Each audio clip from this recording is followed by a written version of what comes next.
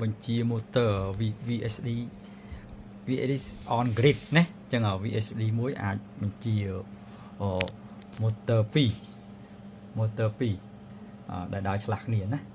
ចឹងបានយើង save VSD ឈុត VSD មួយចឹងហ្នឹងហើយចឹង AC យើង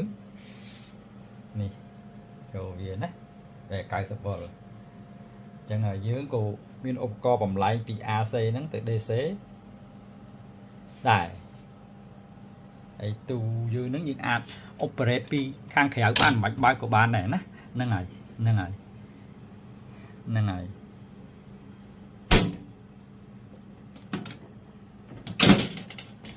ចឹង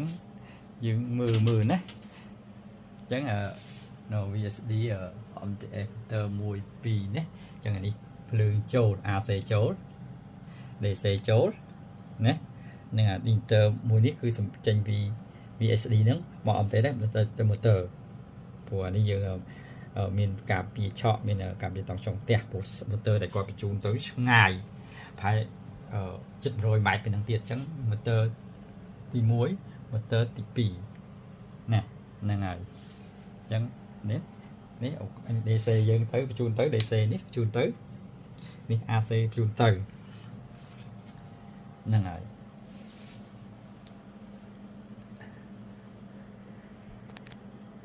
ឥឡូវខ្ញុំនឹងដើរ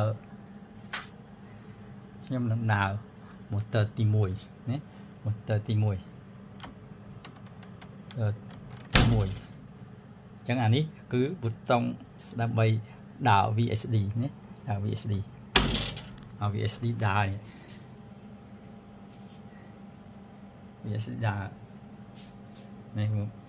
មើល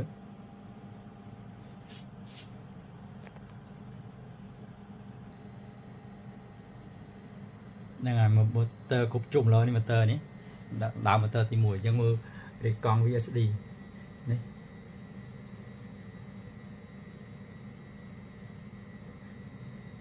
នេះតង់ចុងណាតង់ចុង DC អញ្ចឹងវាចេញប្រេកង់ហេប្រេកង់50 A អញ្ចឹងវាចេញប្រេកង់តង់ចុង E តង់ចុង DC ណាហ្នឹងហើយអញ្ចឹង 500V ជាងណាហ្នឹងហើយ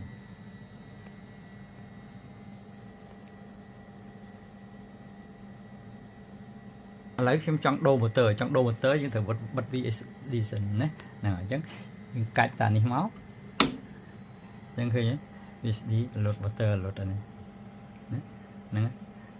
ធម្មតាគេលេមុនដាក់ឲ្យគេប្រើប្រាស់ត្រូវតែមានឧបករណ៍តេស្តអញ្ចឹង AC យើងមានហើយអញ្ចឹងនៅឡើយ DC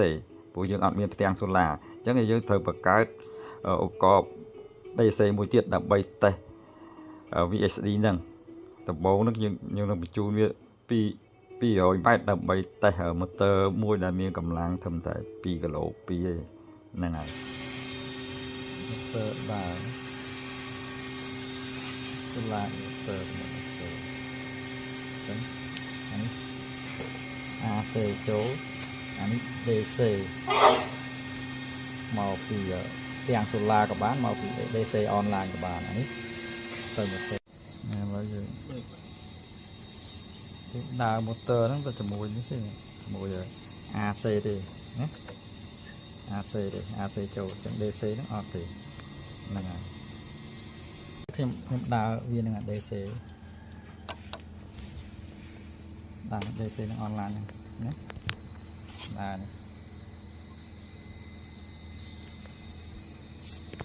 វាសុបទៅណាលេខកង់ឲ្យបន្លែងលេខកង់យើងចង់ដូរ motor អញ្ចឹងចង់ដូរ motor យើងត្រូវនេះកណ្ដាលនេះបិទទាំងអស់អញ្ចឹងយើងដូរមក motor ទី2ដូរ motor ទី2ទៅទី2ឥឡូវយើងដើរ motor ទី2វិញអញ្ចឹងរាល់ដូរ motor ត្រូវតែបិទ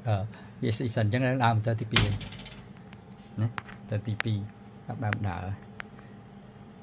នេះលេខកង់វាឡើងម្ដងតិចទៅណាគឺ motor ទី2ចាប់ដើមដើរនេះដើរណាហ្នឹងហើយនេះដើរណានេះលេខកង់វាគ្រប់លើនេះគ្រប់លើណានៅលេខកង់គ្រប់គ្រប់ nè nè lấy khi nhầm bật lương châu AC nè lương đấy nhầm bật chứ nhầm đỡ là DC đại cái nhầm lấy nữa nè nè nè lấy khi chập đàm đỡ nè chập đàm đỡ cái nhầm đỡ DC